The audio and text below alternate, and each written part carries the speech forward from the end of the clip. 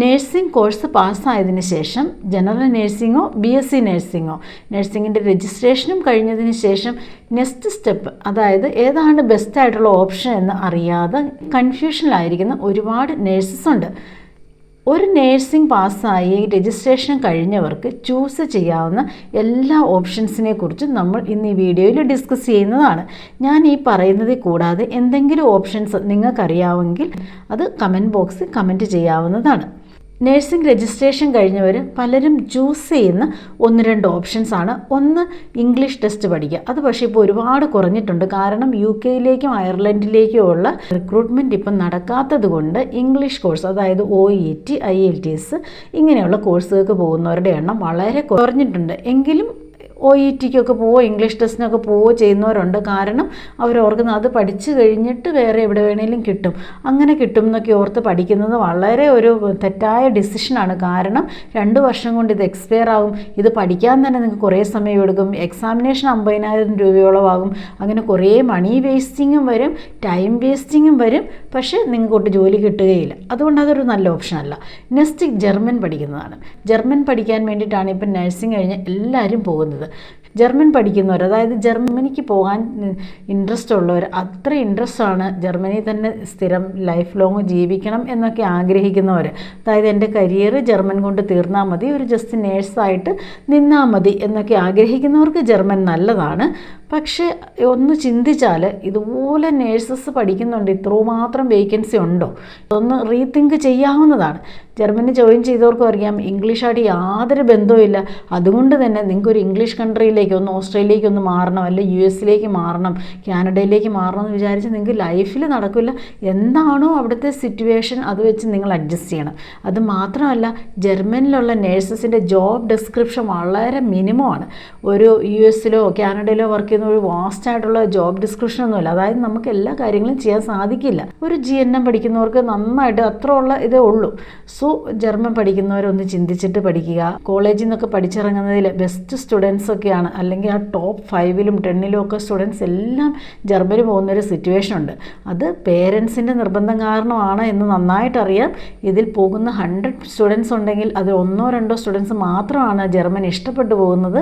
ബാക്കിയുള്ളവർ പേരൻസിൻ്റെ നിർബന്ധം കാരണമാണ്. ഇതൊക്കെ ഒരുപാട് കണ്ടിട്ടുണ്ട്. അതുകൊണ്ട് പേരൻസും ഇതൊക്കെ ഒന്ന് ശ്രദ്ധിക്കുന്നത് നല്ലതാണ്. പിള്ളേരെ അവരുടെ ഒരു ഇഷ്ടത്തിന് വിടുക. അവർക്ക് ഇഷ്ടമുള്ള കൺട്രി അവർ ചൂസ് ചെയ്യട്ടെ. അല്ലാതെ നിങ്ങൾക്ക് പെട്ടെന്ന് ഫിനാൻഷ്യലി നല്ലതാകാം എന്നോർത്ത് ഒരാളുടെ ഫ്യൂച്ചർ നശിപ്പിക്കുന്നത് ഒരിക്കലും ശരിയായ കാര്യമല്ല. പേരൻസ് അത് ശ്രദ്ധിക്കേണ്ടതാണ്. ഒരുപാട് കാര്യങ്ങൾ ഇങ്ങനെ സ്റ്റുഡൻസ് വന്ന് പറയുന്നത് കൊണ്ടാണ് ഇങ്ങനെയൊക്കെ ഒന്ന് പറയേണ്ടി വന്നത്.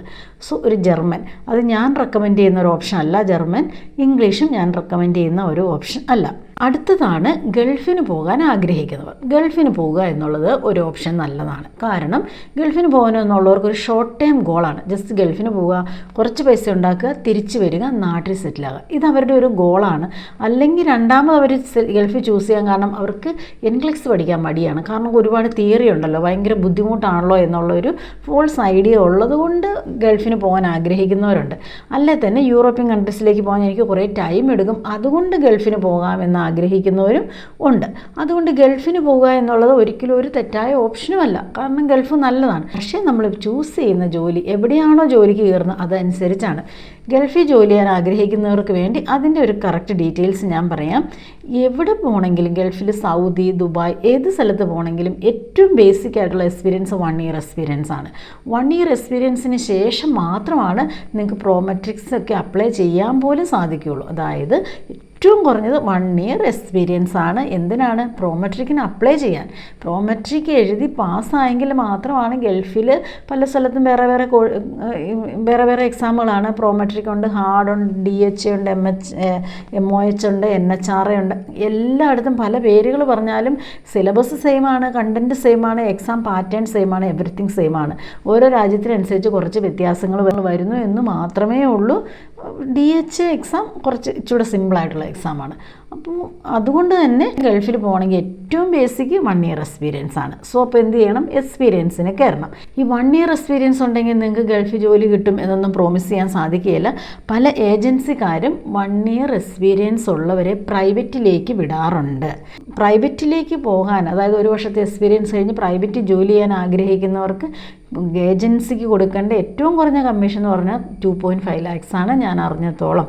അതിൻ്റെ 3.5 lakhs 4 lakhs ഒക്കെ വാങ്ങിച്ച് കൊണ്ടുപോകുന്ന ഏജൻസി ഉണ്ട്. കാരണം വൺസ് നിങ്ങൾ സർട്ടിഫിക്കറ്റ് സബ്മിറ്റ് ചെയ്തു, നിങ്ങളുടെ എല്ലാം ഡേറ്റ ഫ്ലോ എല്ലാം കംപ്ലീറ്റ് ചെയ്ത് കഴിഞ്ഞാൽ പിന്നെ കൊടുക്കാതിരിക്കാൻ പറ്റത്തില്ല.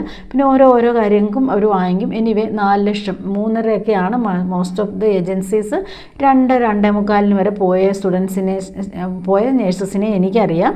അതുകൊണ്ട് എനിവേ 2.5 lakhs എബോവ് ആകും.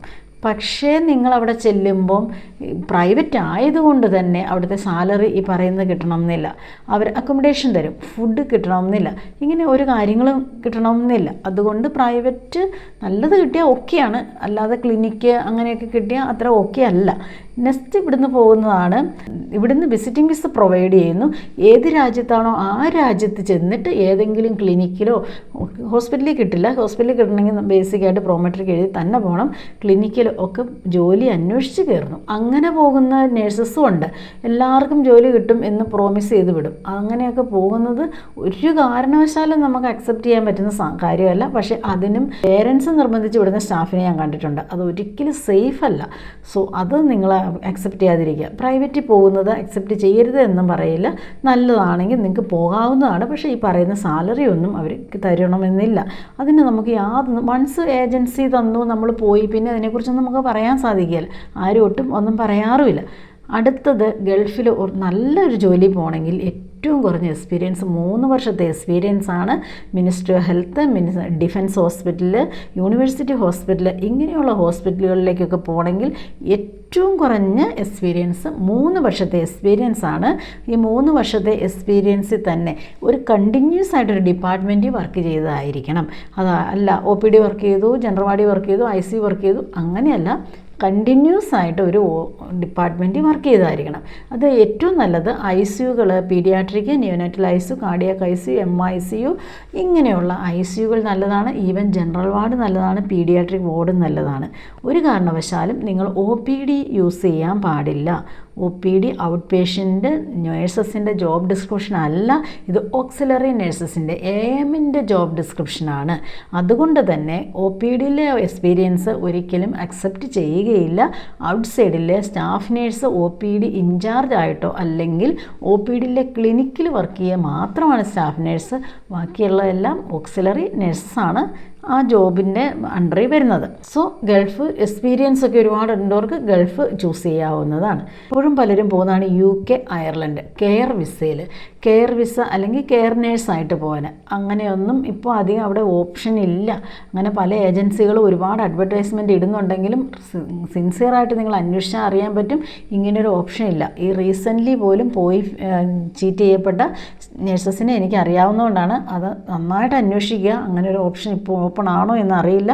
അവിടെ നേഴ്സസിനെ എടുക്കുന്നില്ല. ആവശ്യത്തിലധികം കെയർ വിസയിലുള്ളവർ അല്ലെങ്കിൽ ആ ജോലി ചെയ്യുന്നവരുണ്ട്. കാരണം നേഴ്സിംഗ് ഫീൽഡ് വേണം നിർബന്ധമില്ലായിരുന്നു. അതുകൊണ്ട് പല പ്രൊഫഷനുള്ളവർ കെയർ വിസ എടുത്ത് നേഴ്സിംഗ് അസിസ്റ്റൻ്റ് അല്ലെങ്കിൽ കെയർ ഹോമിൽ വർക്ക് ചെയ്യുന്നുണ്ട്. അതുകൊണ്ട് തന്നെ അവിടെ അങ്ങനെ ഇപ്പോൾ ഒരു ഓപ്ഷൻ ഇല്ല. അത് നിങ്ങൾ പ്രത്യേകിച്ച് സെലക്ട് ചെയ്യാതിരിക്കുക. എസ്പെഷ്യലി ഇവിടെ കഷ്ടപ്പെട്ട് BSc ഒക്കെ കഴിഞ്ഞവർ അത് ചൂസ് ചെയ്യാതിരിക്കുക. ഇതിൽ ഏറ്റവും ബെസ്റ്റായിട്ടുള്ള ഓപ്ഷനാണ് എക്സ്പീരിയൻസിന് കയറുക എന്നുള്ളത്. എവിടെയെങ്കിലും എക്സ്പീരിയൻസ് എടുക്കുക. എക്സ്പീരിയൻസ് എടുക്കാനായിട്ട് കേരളത്തിൽ നിങ്ങൾക്ക് എക്സ്പീരിയൻസ് എടുക്കാം. പക്ഷേ പല ഹോസ്പിറ്റലുകളും ഇപ്പോൾ നേഴ്സസിനെ എടുക്കുന്നില്ല, എസ്പെഷ്യലി ഫ്രഷേഴ്സിനെ എടുക്കുന്നില്ല. എടുത്താൽ തന്നെ വളരെ കുറഞ്ഞ തുച്ഛമായ സാലറി, പറയാൻ പോലും സാധിക്കില്ല, അത്രയ്ക്കും കുറഞ്ഞ സാലറിയിലാണ് കേരളത്തിൽ ഇപ്പോൾ നേഴ്സസിനെ ഹയർ ചെയ്യുന്നത്. കേരളത്തിന് പുറത്ത് ഒരുപാട് ഹോസ്പിറ്റലുകളുണ്ട്. അവിടെ നിങ്ങൾക്ക് ഫ്രഷേഴ്സിന് 21 മുതൽ 23 വരെ സാലറി ബേസിക്ക് കിട്ടും. ഹോസ്റ്റലും കാര്യങ്ങളും ഒക്കെ കട്ട് ചെയ്തതിന് ശേഷം നിങ്ങളുടെ കയ്യിൽ ഇൻ ഹാൻഡ് 18,000 വരെ കിട്ടും. ഇതാണ് ഫ്രഷേഴ്സിന് വരുന്നത്. അത് കഴിഞ്ഞിട്ട് കുറച്ച് എക്സ്പീരിയൻസ് ആയി കഴിയുമ്പോൾ അത് കൂട്ടി കിട്ടും. അത് എല്ലാ ഹോസ്പിറ്റലിലും തന്നെ ഏകദേശം ഇതേ സാലറിയാണ്. അതിന് വേണ്ടി നിങ്ങൾ ഏജൻറ്റിനെ അപ്രോച്ച് ചെയ്ത് 8-10 രൂപ കൊടുക്കേണ്ട ആവശ്യമില്ല. നിങ്ങൾ ഈ HR-ൻ്റെ നമ്പർ എടുക്കുക, അങ്ങോട്ട് വിളിക്കുക, ഞാൻ ഫ്രഷറാണെന്ന് പറയുക. അങ്ങനെ നിങ്ങൾക്ക് അവിടെ നിന്ന് HR-ൽ നിന്ന് കോൾ വരുന്നതായിരിക്കും. അവർ വിർച്വൽ ഇൻ്റർവ്യൂ ചെയ്യും, സൂം ഇൻ്റർവ്യൂയോ ഗൂഗിൾ മീറ്റോ എന്തെങ്കിലും. അങ്ങനെ ഇൻ്റർവ്യൂ ചെയ്ത് പോകുന്നതാണ്. എൻ്റെ സ്റ്റുഡൻസ് എല്ലാം തന്നെ അങ്ങനെയാണ് പോയി ജോലി ജോലിയിൽ കയറിയേക്കുന്നത്. അതിന് നിങ്ങൾ ഏജൻറ്റിനെ ഡിപ്പെൻഡ് ചെയ്യേണ്ട ആവശ്യമില്ല. ഏജൻറ്റിനെ ഡിപ്പെൻഡ് ചെയ്ത് ഹോസ്പിറ്റലിൽ കയറി അവിടെ 2 വർഷത്തെ ബോണ്ടെന്ന് പറഞ്ഞ് സർട്ടിഫിക്കറ്റ് വാങ്ങിച്ചു വെച്ചേക്കുന്ന കാര്യങ്ങളൊക്കെ അറിയാം. അതുകൊണ്ട് ഈ ഏജൻറ്റുമാർ ഇങ്ങനെയുള്ള കാര്യങ്ങളൊന്നും നിങ്ങളുടെ അടുത്ത് പറയുകയില്ല. ഫണ്ട്സ് പൈസ കൊടുത്തു കഴിഞ്ഞാൽ പിന്നെ അവരും നിങ്ങളും തമ്മിൽ യാതൊരു കമ്മ്യൂണിക്കേഷനും ഇല്ല. അതുകൊണ്ട് ഏജൻസി വഴി പോകരുത്. പക്ഷേ നമ്മൾ മലയാളികളാണ്, അതേ ചെയ്യുള്ളൂ, പൈസ കളയും, ആരോടും പിന്നെ പറയുകയില്ല. അപ്പോൾ മറ്റുള്ളവരും ചീറ്റ് ചെയ്യപ്പെടും. അതുകൊണ്ട് നിങ്ങൾ നേരിട്ട് HR വിളിക്കുക, ഫ്രഷറാണ്, വേക്കൻസി ഉണ്ടോ എന്ന് ചോദിക്കുക. അത് അവർ അപ്രീഷിയേറ്റ് ചെയ്യും. കാരണം എനിക്ക് നല്ല എക്സ്പീരിയൻസ് ഉണ്ട്. ഏതെങ്കിലും നേഴ്സസ് നമ്മളെ നേരിട്ട് വിളിക്കുവാണ്, എസ്പെഷ്യലി ഫ്രഷേഴ്സെങ്കിൽ എന്തായാലും ഇൻ്റർവ്യൂ കണ്ടക്ട് ചെയ്യും. കാരണം നമുക്കറിയാം ആ നേഴ്സിന് കുറച്ച് കോൺഫിഡൻ്റ് ആയിട്ടുള്ള നേഴ്സാണ് എന്ന് ആ ഫോൺ വിളിയിൽ നിന്ന് തന്നെ നമുക്ക് മനസ്സിലാവും. അങ്ങനെ അറേഞ്ച് ചെയ്യും. ഇതൊക്കെ ഒരുപാട് എക്സ്പീരിയൻസ്ഡ് ആയതുകൊണ്ടാണ് ഞാനിങ്ങനെ സംസാരിക്കുന്നത്. നിങ്ങൾക്ക് അങ്ങനെ ചെയ്യാവുന്നതാണ്. എക്സ്പീരിയൻസിന് കയറിയാൽ വളരെ ഈസിയാണ് നിങ്ങൾ വിചാരിക്കരുത്. ആ 2 വർഷം നിങ്ങൾക്ക് ഭയങ്കര ടഫായിരിക്കും. ആ സമയത്ത് നല്ലതായിട്ട് പഠിക്കാൻ നോക്കുക. എന്ത് ഡിപ്പാർട്ട്മെൻറ്റിലാണോ ആ ഡിപ്പാർട്ട്മെൻറ്റിലെ കാര്യങ്ങൾ നന്നായിട്ട് അറിഞ്ഞിരിക്കുക. എസ്പെഷ്യലി നിങ്ങൾ യൂസ് ചെയ്യുന്ന machines, ABG machine, ventilator, respiratory machines എന്തെല്ലാം യൂസ് ചെയ്യുന്നുണ്ടെങ്കിൽ, ഇൻഫ്യൂഷൻ പമ്പ്, സിറിഞ്ച് പമ്പ്, ഒത്തിരി മെഷീൻസ് കാണും. ആ മെഷീൻസ് എല്ലാം നന്നായിട്ട് അറിഞ്ഞിരിക്കുക. അതിൻ്റെ കമ്പനി നെയിം അറിഞ്ഞിരിക്കുക. കാരണം ഫർദർ ഇൻ്റർവ്യൂവിന് ഇതൊക്കെ ചോദിക്കുന്നതായിരിക്കും. സോ അങ്ങനെ എക്സ്പീരിയൻസ് എടുക്കുക. 2 വർഷത്തെ എക്സ്പീരിയൻസ് ഏറ്റവും നല്ലതാണ്. ഈ എക്സ്പീരിയൻസ് എടുക്കുന്നതോടൊപ്പം യൂറോപ്യൻ കൺട്രീസിൽ പോകാൻ ആഗ്രഹിക്കുന്നവർ, എസ്പെഷ്യലി അമേരിക്ക, കാനഡ, ഓസ്ട്രേലിയ പോകാൻ ആഗ്രഹിക്കുന്നവർക്ക് NCLEX RN പ്രാക്ടീസ് ചെയ്യാവുന്നതാണ്. അങ്ങനെ ഒരുപാട് സ്റ്റുഡൻസ് പഠിക്കുന്നുണ്ട്. NCLEX RN ഇതിനോടൊപ്പം പഠിക്കുമ്പോൾ ഈസി ആയിട്ട് NCLEX RN പാസ്സാകാം എന്നൊന്നും ഞാൻ പ്രോമിസ് ചെയ്യില്ല. NCLEX RN നന്നായിട്ട് പഠിക്കാനുണ്ട്. പക്ഷേ പഠിക്കാൻ സാധിക്കും. ഹാർഡ് വർക്ക് ചെയ്യണം, ടൈം കൊടുക്കണം, ജയിക്കണം എന്നുള്ളൊരു ഇൻറ്റൻഷൻ മനസ്സിൽ വേണം. ജോലിയോടൊപ്പം പഠിക്കാനുള്ള ഒരു കറേജും നിങ്ങൾക്ക് വേണം. അതായത് 2 വർഷം ഹാർഡ് വർക്ക് ചെയ്താൽ നിങ്ങളുടെ ഫ്യൂച്ചറിലേക്ക് നിങ്ങൾ യാതൊരു രീതിയിലും റിഗ്രറ്റ് ചെയ്യേണ്ട ആവശ്യമില്ല. നിങ്ങൾ പ്രതീക്ഷിക്കുന്നേക്കാളും നല്ല നിലയിൽ നിങ്ങൾ വരും. അതിനെന്താണ് ചെയ്യേണ്ടത്? ജോലിക്ക് കയറി അവിടെ ഒന്ന് ഓറിയൻ്റ് ആയതിനു ശേഷം ഉടൻ തന്നെ ഒരു NCLEX RN ജോയിൻ ചെയ്യുക. NCLEX RN ജോയിൻ ചെയ്ത് ഒരു 1.5 വർഷം കൊണ്ട് നിങ്ങൾ നന്നായിട്ട് തിയറി പഠിച്ചിട്ട്, ഈ ക്വസ്റ്റ്യൻ ഡിസ്കഷൻ മാത്രം പഠിക്കരുത്, തിയറിയും കൂടെ പഠിച്ച് ക്വസ്റ്റ്യൻ ഡിസ്കഷനൂടെ പഠിച്ചിട്ട് നിങ്ങൾക്ക് NCLEX RN എഴുതുക. അതോടൊപ്പം തന്നെ ഏത് രാജ്യത്തേക്കാണോ പോകാൻ ആഗ്രഹിക്കുന്നത് ആ രാജ്യത്തിൻ്റെ പ്രോസസ്സിങ് ചെയ്യുക. 2 വർഷത്തെ എക്സ്പീരിയൻസ് ആകുമ്പം NCLEX RNും ആകും, നിങ്ങളുടെ പ്രോസസ്സിങ്ങും തീരും. വൺസ് NCLEX RN പാസ്സായതിനു ശേഷം ഇംഗ്ലീഷ് ടെസ്റ്റ് എഴുതുക. അല്ലെങ്കിൽ ഈ NCLEX RN പ്രോസസ്സിങ് കഴിയുമ്പോഴത്തേക്കും നിങ്ങളുടെ ഇംഗ്ലീഷ് ടെസ്റ്റിൻ്റെ വാലിഡിറ്റി തീരും. അല്ലെങ്കിൽ 6 മാസം കൊണ്ട് പഠിക്കാൻ കപ്പാസിറ്റി ഉള്ള സ്റ്റുഡൻ്റ് ആയിരിക്കണം, അല്ലെങ്കിൽ നേഴ്സസ് ആയിരിക്കണം. ഇല്ലെങ്കിൽ നിങ്ങൾ NCLEX RN കഴിഞ്ഞതിന് ശേഷം ഇംഗ്ലീഷ് ടെസ്റ്റ് നോക്കുക. അത് ഏത് കൺട്രിയാണ് യൂസ് ചെയ്തതെന്ന് അനുസരിച്ച്. ഇതിൽ അമേരിക്ക നിങ്ങൾക്ക് ചൂസ് ചെയ്യാവുന്നതാണ്. H1B വിസ ഇപ്പോൾ ഓപ്പൺ ആണ്. പക്ഷേ അമേരിക്കയുടെ കാര്യങ്ങൾക്ക് പലപ്പോഴും ഇങ്ങനെ ഒരു ഫ്ലക്ച്വേഷൻ സംഭവിക്കുന്നതുകൊണ്ട് അതൊരു ബെസ്റ്റ് ഓപ്ഷൻ അല്ല, ഓക്കെയാണ് ഓപ്ഷൻ. നെക്സ്റ്റ് കാനഡയാണ്. കാനഡയിലേക്ക് 1-2 വർഷത്തിനുള്ളിൽ ഒരുപാട് വേക്കൻസീസ് വരും. കാനഡ ഒരു നല്ല ഓപ്ഷനാണ്. കാനഡയിലേക്ക് പ്രോസസ്സ് ചെയ്ത് പോകാവുന്നതാണ്. ഒരുപാട് അവിടെ പ്രോവിൻസസിലൊക്കെ വേക്കൻസി ഉണ്ട്. അതിന് നിങ്ങൾ പഠിക്കേണ്ടത് NCLEX RN വേണം, കാനഡ രജിസ്ട്രേഷൻ പ്രോസസ്സ് ചെയ്യണം. അതിനുശേഷം OET ചിലരെ കുറച്ച് സ്റ്റേറ്റിലേക്കേ ഉള്ളൂ, പ്രോവിൻസിലേക്കേ ഉള്ളൂ. സെൽബാനുണ്ട്, IELTS ഉണ്ട്. അപ്പോൾ സെൽബാനൊക്കെ വളരെ ഈസി ആയിട്ട് പാസ്സാവുന്നതാണ്. സെൽബാൻ്റെ എക്സാം സെൻറ്റർ നമ്മുടെ അടുത്തുള്ളത് ചെന്നൈയിലാണ്. അപ്പോൾ ആ ഇംഗ്ലീഷ് ടെസ്റ്റ് എഴുതിയാലും മതി. അതിനുശേഷം 2 ഇയർ എക്സ്പീരിയൻസ് ഒക്കെ ഉണ്ടെങ്കിൽ നിങ്ങൾക്ക് വളരെ സിമ്പിളായിട്ട് നല്ല സാലറിയിൽ ജോലിക്ക് കയറാൻ സാധിക്കും. ഓസ്ട്രേലിയയാണ് അടുത്ത ഓപ്ഷൻ. ഓസ്ട്രേലിയ കുറച്ച് എക്സ്പെൻസീവാണ്. ഓസ്ട്രേലിയ നിങ്ങൾക്ക് ഓസ്കിയൊക്കെ കുറച്ച് ബുദ്ധിമുട്ടാണ്. ഓസ്കിക്ക് തന്നെ ഒരു 4500 ഓസ്ട്രേലിയൻ ഡോളർ, അതായത് ഒരു 2-2.5 ലക്ഷം രൂപയൊക്കെ ആകും. അങ്ങനെയൊക്കെ കൊണ്ട് പിന്നെ അത് പാസ്സാകാനും ബുദ്ധിമുട്ടാണ്. പിന്നെ ഓസ്ട്രേലിയ കുറച്ച് ടഫാണ്. പക്ഷേ ആരെങ്കിലുമൊക്കെ റിലേറ്റീവോ അങ്ങനെയൊക്കെ ഉണ്ടെങ്കിൽ ഓസ്ട്രേലിയയിൽ അപ്രോച്ച് ചെയ്യുന്നതിന് കുഴപ്പമില്ല. കാരണം ഈ എക്സാം എഴുതാനും കാര്യങ്ങൾക്കും ഒക്കെ നിങ്ങൾ ട്രാവൽ ചെയ്യേണ്ടി വരും. ഇപ്പോൾ സ്റ്റേ ചെയ്യാനും അതിന് സപ്പോർട്ട് ചെയ്യാനും ആളുള്ളവർക്ക് ഓസ്ട്രേലിയ ചൂസ് ചെയ്യാം. ആരുമില്ലാത്തവർ നേരിട്ട് ഓസ്ട്രേലിയ ചൂസ് ചെയ്യരുത്. നെക്സ്റ്റ് ഒരു ഓപ്ഷനായിട്ട് പറയുന്നതാണ് സ്റ്റുഡൻറ്റ് വിസ. അതായത് BSc നഴ്സിംഗ് കഴിഞ്ഞു എന്നിട്ട് സ്റ്റുഡൻ്റായിട്ട് വീണ്ടും പോവുകയാണ്. ഓസ്ട്രേലിയ, UK എന്നുള്ള സ്ഥലങ്ങളൊക്കെയാണ് യൂസ് ചെയ്യുന്നത്. സ്റ്റുഡൻ്റായിട്ട് പോകുന്നത് ഇവർ ഓർത്തത് സ്റ്റുഡൻറ്റ് ആ പീരീഡ് കഴിഞ്ഞ ഉടൻ തന്നെ അവർ ജോലിക്ക് എടുക്കുന്നതാണ്. അതൊക്കെ വെറുതെ ചിന്തിക്കുന്നതാണ്. ഓസ്ട്രേലിയക്കൊക്കെ ഒരു സ്റ്റുഡൻറ്റ് വിസയിൽ പോകുന്ന പിള്ളേർ 35 മുതൽ 40 ലക്ഷം രൂപ സ്പെൻഡ് ചെയ്താണ് പോകുന്നത്. അതൊക്കെ യാതൊരു രീതിയിലും നമുക്ക് അപ്രീഷിയേറ്റ് ചെയ്യാൻ പറ്റുന്ന ഒരു ഓപ്ഷനല്ല. കാരണം പേരൻസിനെ ഇങ്ങനെ സ്ക്യൂസ് ചെയ്തെടുക്കുകയാണ്. പലരും പോകുന്ന സ്റ്റുഡൻസ് എനിക്കറിയാം, അവർ അത്ര വലിയ ഹൈ റിച്ച് ഒന്നുമല്ല, പലരുടെയും ഗൾഫിലൊക്കെ പേരൻസ് വർക്ക് ചെയ്യുന്നതാണ്. അവരെ ഇങ്ങനെ സ്ക്യൂസ് ചെയ്തെടുത്തിട്ട് പിന്നെ 40 ലക്ഷം 35 ലക്ഷം വെച്ച് പോകേണ്ട ഒരാവശ്യമില്ല. BSc നേഴ്സിംഗ് കഴിഞ്ഞു അറ്റ്ലീസ്റ്റ് നിങ്ങൾ കുറച്ച് ഹാർഡ് വർക്ക് ചെയ്താൽ NCLEX പാസ്സാകുക, നിങ്ങൾ പോവുക. അതിന് പകരം വീണ്ടും 40 ലക്ഷം കൊടുത്തു അവിടെ സ്റ്റുഡൻറ്റ് നിങ്ങളുടെ പീരീഡ് കഴിഞ്ഞാൽ ഉടനെ ജോലിക്ക് കയറാമെന്നുള്ളത് വെറുതെ മിഥ്യാധാരണയാണ്. ഇത് നടക്കാൻ പോകുന്നില്ല. അതുകൊണ്ട് ഇങ്ങനെയുള്ള ഓപ്ഷൻസൊക്കെ ചൂസ് ചെയ്യുന്നവരൊന്ന് റീതിങ്ക് ചെയ്യുക. വേറെയാണ് പല ഏജൻസിക്കാരും കാനഡയിലേക്ക് ബ്രിഡ്ജ് കോഴ്സിന് കൊണ്ടുപോയിട്ട് ജോലിക്ക് കയറ്റാമെന്ന് പറയുന്നു. കാനഡയിലുള്ള എൻ്റെ അടുത്തുനിന്ന് പഠിച്ചു പോയ സ്റ്റുഡൻസൊക്കെ പറയുന്ന അങ്ങനെയൊന്നും നടക്കില്ല. കാരണം സ്ട്രെയിറ്റ് ഫോർവേഡായിട്ട് പോകുന്നതാണ് എപ്പോഴും ബെസ്റ്റ്. നിങ്ങൾ ആ സ്ട്രെയിറ്റ് ഫോർവേഡിൽ പോവുക, ബ്രിഡ്ജ് കോഴ്സ് എടുക്കാതിരിക്കുക. സ്റ്റുഡൻറ്റ് വിസയിലൊന്നും നിങ്ങൾ പോകണ്ട. അല്ലെങ്കിൽ +2 കഴിഞ്ഞവർ പോകും. BSc നേഴ്സിംഗ് പഠിച്ചവർ എന്തിനാണ് സ്റ്റുഡൻറ്റ് വിസ വീണ്ടും പോയിട്ട്? അതെല്ലാം ഒരു ഷോർട്ട് കട്ട് ചൂസ് ചെയ്യുന്നതല്ലേ. പക്ഷേ നിങ്ങൾ എത്ര ഷോർട്ട് കട്ട് യൂസ് ചെയ്താലും ഈ 3 കൺട്രീസിൽ വർക്ക് ചെയ്യണം, നിങ്ങൾക്ക് ഒരു RN വർക്ക് ചെയ്യണമെങ്കിൽ നിങ്ങൾ ബേസിക് ആയിട്ടുള്ള NCLEX പാസ്സാകുക തന്നെ വേണം. സോ NCLEX പഠിക്കുക, അതായത് 2 വർഷം കൊണ്ട് ജോലിയോടൊപ്പം, അല്ലെങ്കിൽ 1.5 വർഷം 1 വർഷം ഏതെങ്കിലും 6 മാസം കൊണ്ട് പഠിക്കുന്ന എനിക്ക് അപ്രീഷിയേറ്റ് ചെയ്യാൻ സാധിക്കില്ല. NCLEX പഠിക്കാൻ ആഗ്രഹിക്കുന്നവർക്ക് കോണ്ടാക്റ്റ് ചെയ്യാവുന്നതാണ്. ഞങ്ങളുടെ എല്ലാ സ്റ്റുഡൻസും തന്നെ ഫ്രഷേഴ്സാണ്, അതായത് ജോലിയോടൊപ്പം പഠിക്കുന്നവരാണ്.